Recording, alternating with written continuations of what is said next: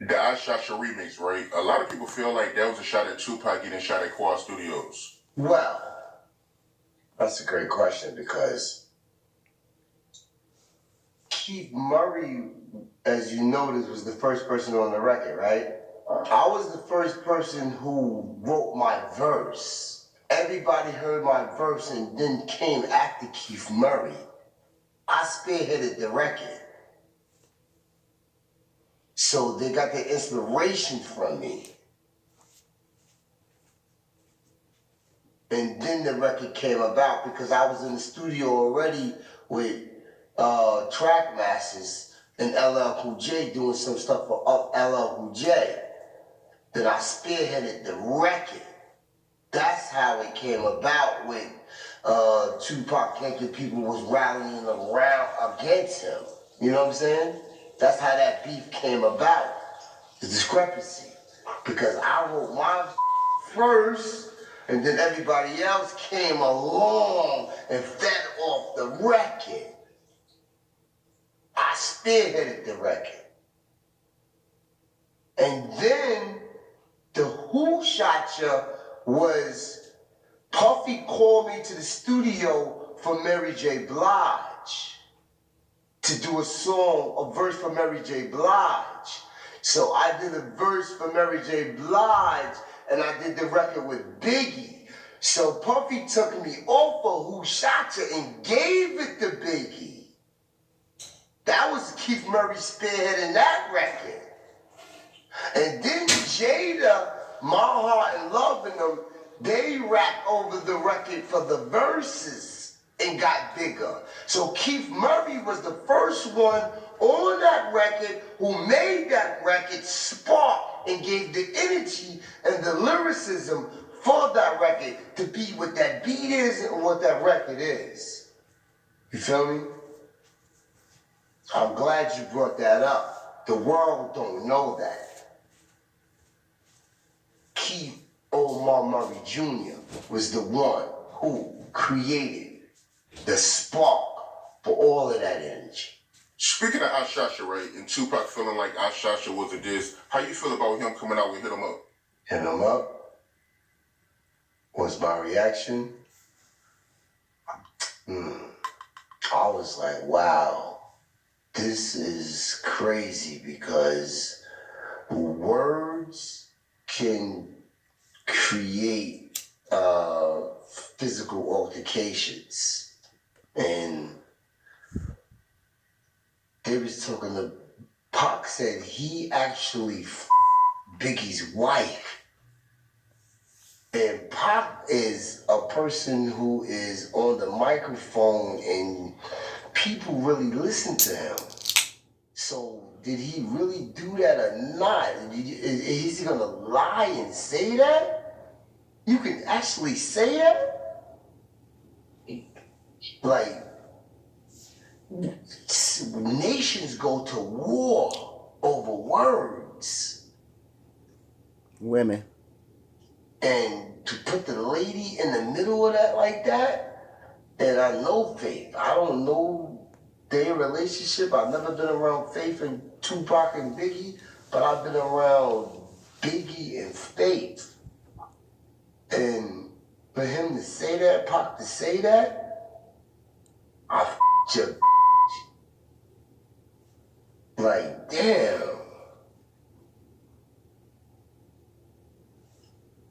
Those are war words and bloodshed. It's f***ed up.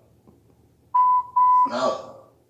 Yeah, man, it sounds like you took it personal, man, what Tupac was saying on Hit 'Em Up about Faith. Did you believe what he was saying? I wasn't in the room.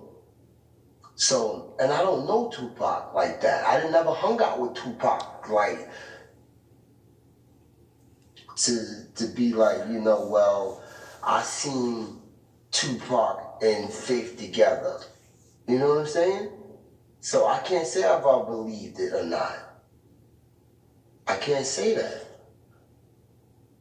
But Pac said it. But Pac said it though.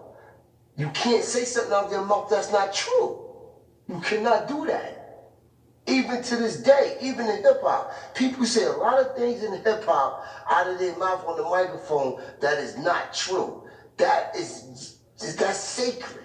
Truth is sacred. You can't say that. Everything is becoming tainted now. You can't say that. You can't do that. You gotta be actual and factual. You know, life's a lesson. Go and count your blessings. Though a lot of times it get out of. Foxy Brown and Redman was at the House of Blues that night when you and Tupac almost got into it. And I noticed, yo, you name dropped Foxy Brown a few times in this interview. I had no idea y'all was that cool, yo. So me and Foxy Brown, we became close with each other, like passing each other, and we became intimate friends, right?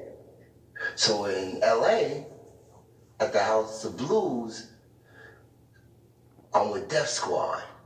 We rock the house, bring it down. Yo, the rafters is done.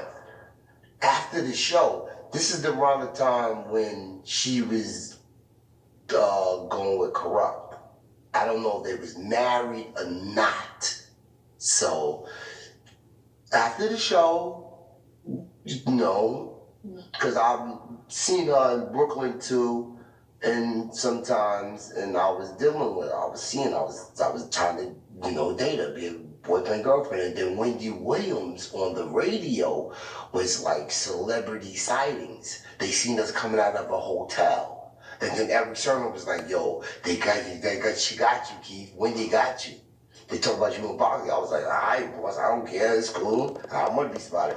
But after the show, like, we rocked hardcore, went into the hotel, and she gave me hardcore head. You know what I'm saying? Hardcore head. And I ate up, but I never her. And then she was with Kurupt at that time, so we was coming out of the hotel after she gave me head, sat me in the chair, give me head. So I was coming out of the hotel, the Le Martrion, and we was coming, the Kurupt was coming, and he was coming. He was coming, and I said she was coming out the hotel, the elevator, and we was walking. And I said, oh, I see what you trying to do. You trying to pan, and with the East Coast, West Coast going on. And she said, and I said, yo, I see what you trying to do. You trying to pin two rappers against each other. So I spent off, and went the other way. And she went right to him. And that was around the time when she was with him, you know what I'm saying? And God bless the dead, I ain't gonna say nothing, but at the Apollo, DMX, bomb, the boom. What up, you know what I'm saying?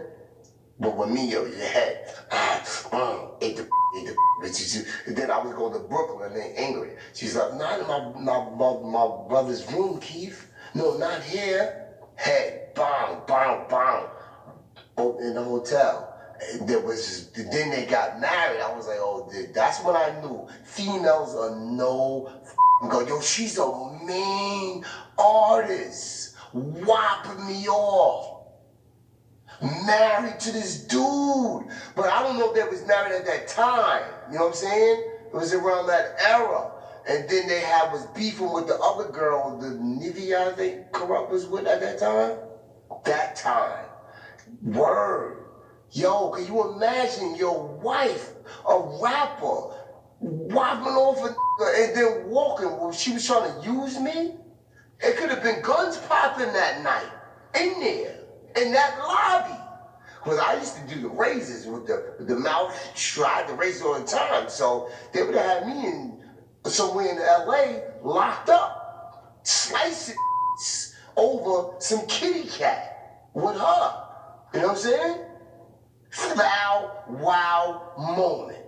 Word is bomb. I kid you not. I kid you not. Whip, wop, galore. And he was loving her. I mean, the way you talking about it, man, I had no idea you and her had this kind of relationship, but I mean, the way you talking about it, she must got a serious head game, man. Her head game must be elite. Because sucker nickel to a straw. They'll be thinking that you're crazy like CeeLo, but really what do we know? For real.